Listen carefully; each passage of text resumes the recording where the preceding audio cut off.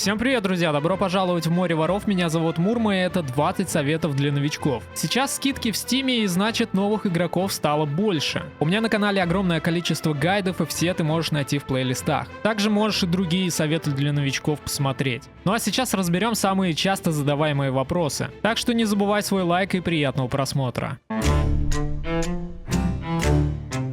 Такое бывает, когда плывешь в море, видишь новенький корабль, подплываешь к нему, а у него из микрофона там, я не знаю, как будто он на турбине летит, и у него не пойми, что происходит из микрофона. Для этого мы заходим первым делом, нажимаем Escape, настройки звука, спускаемся вниз, и здесь написано Push to Talk, и ставим удерживать. То есть при удержании кнопки тогда у вас будет работать микрофон. Изначально это работает выкл. То есть, что бы вы ни делали, все слышно в микрофон изначально. Делаем на удерживать, и все будет у вас нормально, вас никто не слышит в игре. Ну, соответственно, услышит после нажатия кнопки. Кнопка для микрофона стандартно это Alt. Также можно замьютить и других игроков, которые рандомно попадаются в морях, или ваших союзников. Союзников это нужно перейти по вкладку команда, здесь будут их ники, переходишь и нажимаешь просто голосовой чат выключить. Если это просто другие игроки, нажимаешь другие команды, отключить голосовой чат, да. И ты их не будешь слышать. Также можно текстовые и фразы.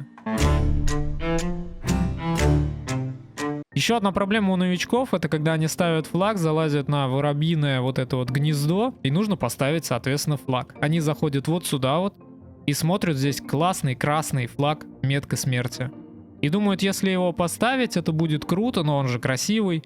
На самом деле, если вы его поставите, вот сейчас поставим, спускаемся вниз, подходим к карте, и наш корабль обозначается на карте, то есть все его видят, не только вы, но и все корабли, которые есть на сервере, их всего, кстати, 6, и все вас видят на карте. Так что не ставьте этот флаг, если поставили, посмотрели, поугорали с него, можете снимать и плыть без него, потому что он вам добавит только хлопот. Снимаем его и забываем. Еще один очень частый вопрос, как сохранить прогресс, как сохранить лут на вашем корабле. Вы его никак не сохраните, так что в путешествии не забывайте об одном. Если у вас очень много лута, весь его сдавайте и все. Потому что если вы выйдете из игры, вы это все потеряете. Я вам советую сразу это все продавать. Ну, либо давать корабль своему другу, чтобы он его поддержал, ну как-то так. То есть, когда вы выходите, вы все это теряете, соответственно. В игре на самом деле существуют мегалодоны, кракены и всякая вот такая вот нечисть. Там донные обитатели, скелеты, призраки и так далее. Есть даже боссы. Итак, самый важный вопрос, где же найти кракена. Кракен — это ивент. Мы видим в небе иногда вот такие вот ивенты. Это пепельный, например, форт с зелеными глазами, форт фортуны, форт проклятых. Это все мировые ивенты, которые загораются в небе. И, к примеру, у нас будут гореть пепельные ветра. Кто-то их забирает, и у нас этот ивент пропадает. Если долгое время не загорается никакой ивент, значит в море где-то кракен. Если вы плывете в этот момент в море, это понять очень легко. Под вами море станет черное, звуковое сопровождение не заставит долго ждать, и вы сразу поймете, что это кракен. Где найти письма репутации? Мы бежим, на любом форпосте стоит вот такая вот женщина. К ней подходим, нажимаем поговорить, ее зовут Ларина, посмотреть товары в лавке Ларины. И заходим вот сюда вот за дублоны. И здесь письма вот такие вот рекомендательные, то есть ты их покупаешь, например, вот это письмо для повара. И у тебя там качаются охотники. Для повара, рекомендатель письмо официальное торгового союза, ну и также на все фракции. Там морские волки, орден душ, златодержцы, ну и так далее. Здесь ты можешь купить еще рейс в гавань воров, ну сам уже посмотришь, что тебе интереснее. Ну здесь рекомендательные письма эти находятся. Они открываются раз в месяц, то есть если ты купил, через месяц можешь купить следующее. И у тебя прибавляется примерно уровень за одно такое рекомендательное письмо. Следующий немаловажный вопрос, где найти сказки, то есть Telltale, это нажимаем на Tab. Заходим в журнал пирата и переходим вот сюда вот в репутацию. У нас все прогружается и открывается Telltales. Вот сюда вот переходим, они у нас здесь все. Первая страница, вторая страница. И у нас будут открыты сначала, к примеру, с Джеком Воробьем, и потом рассекатель завесы, вот с него начинается все дальше, это все обычные тейлы, которые уже давным-давно в игре. И, к примеру, мы хотим пройти рассекатель завесы. На него нажимаем цифру 2, и нам пишется, на каком форпосте, к кому подойти, где взять это задание, чтобы начать, и, соответственно, выполнить, чтобы приступить ко второму, к третьему, к четвертому и так далее. Также, если мы хотим посмотреть различные ачивки в игре, нам тоже нужно зайти в репутацию. И здесь у нас есть Кости Мертвеца, Златодержцы, Торговый Союз, Орден Душ, Братство Охотников, Морские Волки. Экипаж Творцов — это ютуберская, стримерская вот эта вот штука. Если вы не стример, не ютубер, она вам, в принципе, не нужна. И Сокровища Афины. Ну, к примеру, заходим в Сокровища Афины, и здесь у нас есть все ачивки. Заходим в достижения. Тут нам все написано, там, приобретите путешествие Сокровища Афины. У меня, к примеру, это 53 из 100 5 ступени. То есть мы просто берем какое-нибудь задание, и у нас уже будет 1 из 100, да? Также остальные ачивки выполняются. Продайте пороховые бочки из цитадели 100, ставь легендой. То есть когда мы уже легендарный пират, продаем бочки, и у нас закрывается вот эта вот ачивка. Также и на все эмиссарские вот эти вот компании.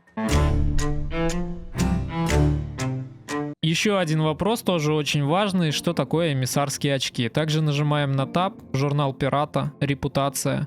И, к примеру, переходим к Кости Мертвеца, ну, которые вас интересуют, там, Златодержцы, Торговый Союз, Орден Душ, без разницы. К примеру, Кости Мертвеца. У нас есть журнал эмиссара, заходим в журнал эмиссара. Вот текущее значение. У меня это, например, 1 485 000, то есть я уже на последнем месте, или на первом, не знаю, как правильнее сказать. И если мы перейдем сюда, здесь у нас есть награды. Ранее получено, здесь в процессе, будущие награды. То есть мы получаем эмиссарские награды. Там паруса, корпуса, шпиль, штурвал, пушки и так далее. Различные скины. Чтобы нам дойти до такого значения, к примеру, на костях, также и на любых других эмиссарских компаниях, нам нужно поднять флаг эмиссара. Под ними плавать и, к примеру, все награбленное или то, что найдем сокровища, сдавать на приют смерти. Это на костях. Если златодержцы, значит златодержцам. Торговый союз, значит торговый союз. Поставить флаг эмиссара можно на любом из вот таких вот столов у каждой эмиссарской компании.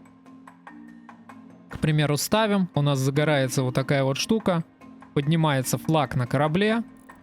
Значит, мы уже эмиссар и можем копить вот эти вот очки. Но ставить этот флаг, если мне не изменяет память, можно только с 15 или с 20 уровня. Честно, уже не помню.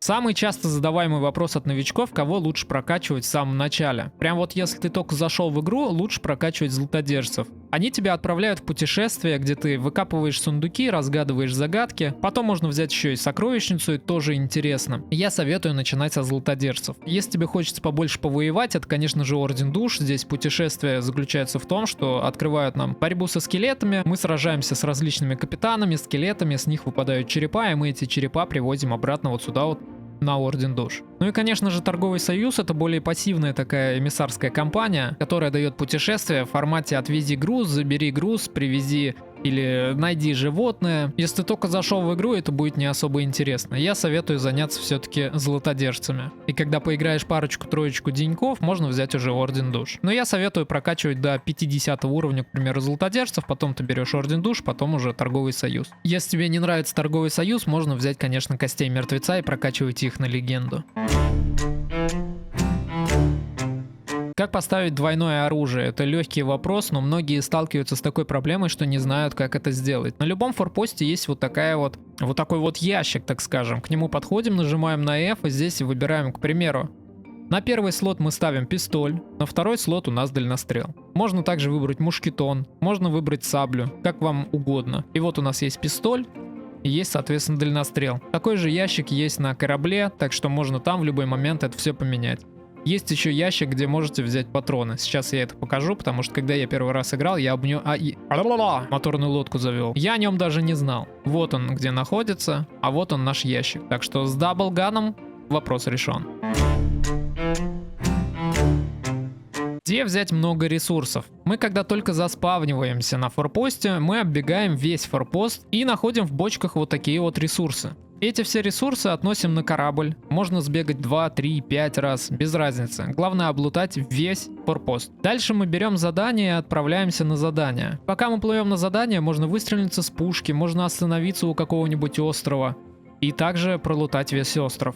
И так следующий остров, там еще следующий. И когда мы приплываем на задание на следующий остров, его тоже лутаем. И где-нибудь, скажем, за час мы уже залутаем просто полностью корабль. Очень хороший вопрос, где найти вот такие вот эмоции, где ты прячешься и не видно твой ник. Эти эмоции у нас донатные. На форпосте, либо в меню можно зайти в донатную лавку и посмотреть, точнее даже прикупить эти эмоции. Мы заходим, соответственно, в пиратскую лавку. Переходим во вкладку «Пиратский», листаем право, и здесь будет набор эмоций «Прячься и крадись». Нажимаем сюда. И вот они у нас здесь все эмоции.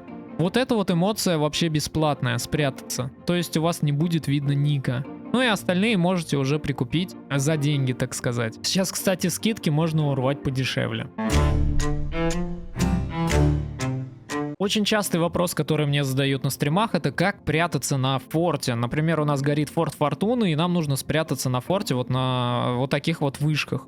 Это делается очень легко на самом деле. Мы прыгаем просто вот сюда вот на вышку. Нам нужно забраться на самый верх. И спрятаться нам нужно вот сюда. Мало кто знает о этой фишке, но уже большинство, конечно же, знают. Нам нужна текстура, она находится вот здесь вот, на нее запрыгиваем и доходим до конца, просто нажимая на W. И прыгаем вот сюда вот с нажатой этой W и запрыгиваем. И здесь уже мы используем эмоцию спрятаться, там без разницы какую. И можно вот так вот прилечь здесь, и нас никто не найдет. Итак, многие не знают, как пользоваться гарпуном. Сейчас показываю, как же это все-таки делать. Мы разгоняем свой корабль. Сейчас я, кстати, воткнусь, наверное, но ничего страшного. К примеру, он у нас едет прямо, точнее плывет. И нам нужен гарпун. Мы упираемся в скалу и нажимаем правую кнопку мыши. То есть мы так можем повернуть. Даже если в соло играем, можно не поворачивать, не стоять за баранкой. Также можно воткнуться правую кнопку мыши, то есть у нас тянет.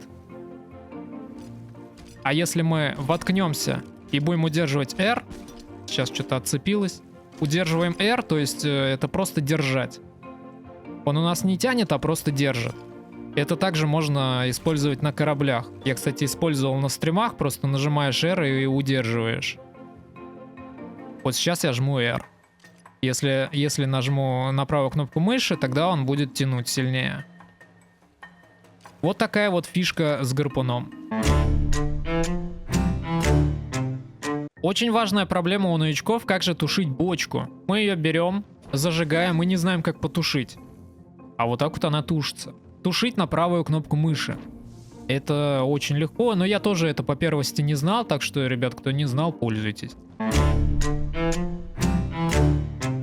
Например, вы купили эликсир в донатной лавке и хотите поменять своего персонажа, но боитесь, вдруг у вас прогресс потеряется или там, ну, боитесь все потерять, короче. Не волнуйтесь, я уже менял своего пирата где-то раз, наверное, 10-15, и у меня ничего не пропало. Вы просто меняете внешку и потом уже бежите на корабль и ставите все обратно, как у вас было. Так что не волнуйтесь, ничего у вас не пропадет, и вы можете легко поменять внешность своему персонажу.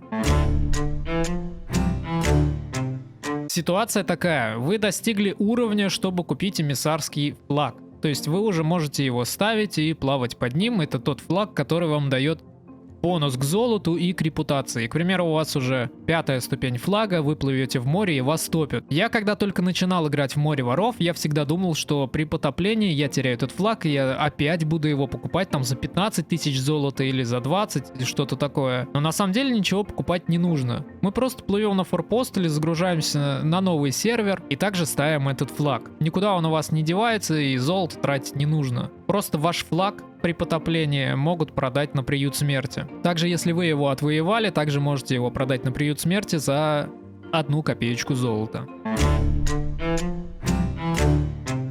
Следующий вопрос тоже очень простой, но у многих возникает проблема. Как же листать книгу в сказках, в Telltale'ах? Это вот такая вот книга абсолютно любой сказки. И как же ее листать? Мы нажимаем левую кнопку мыши, чтобы она у нас стала вот так. И вот так вот листаем. А листать на Q и на E.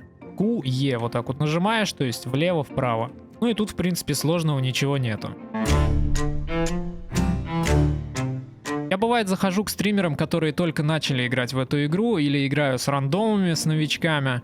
И у них у всех одна и та же проблема. К примеру, когда на них нападают или они врезались, у них идет потопление корабля. Также это может случиться и у вас.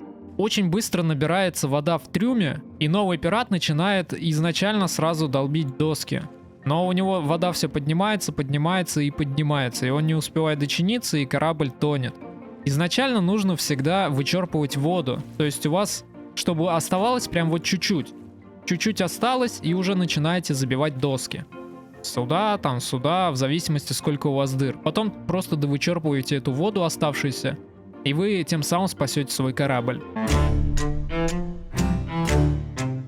Временами в море воров бывает x2, x3, и главное на это все попасть. Если мы нажмем Tab, у нас здесь есть дублоны. У меня, к примеру, 4947. Мы подходим к Ларине, нажимаем на R, посмотреть товары Ларины и переходим в дублоны. Здесь можно эти дублоны обменять на золото. И когда у нас, к примеру, x3, то есть у нас будет за 50 дублонов не 10 тысяч, а уже 30. Так что накапливайте свои дублоны, их можно обменять на золото, и у вас будут такие же миллионы, как у меня. Ну и последний, самый часто задаваемый вопрос у меня на стримах: как поставить FPS и пинг в игре. Нажимаем на Escape, заходим в настройки, настройки видео. Переходим вот сюда, вот производительность. Мы можем включить только FPS, в левом верхнем углу у нас показан FPS. Можно поставить отклик, это то есть пинг. Пинг у меня 70. FPS у меня залочен на 120. То есть можно залочить, можно включить вертикальную синхронизацию. Так что, ребят, смотрите настройки, настраивайте как вам удобно, чтобы очень приятно игралось. Я надеюсь, что я тебе помог своими советами. На связи, как всегда, Мурма. Не забудь, пожалуйста, про свой лайк. Если ты впервые на канале, обязательно подписывайся на канал. Ну, конечно, если тебе это нужно. На канале очень много PvP, PvE и различных гайдов, так что оставайся и смотри еще ролики. Всем желаю как можно больше бутылок Грога и пока-пока.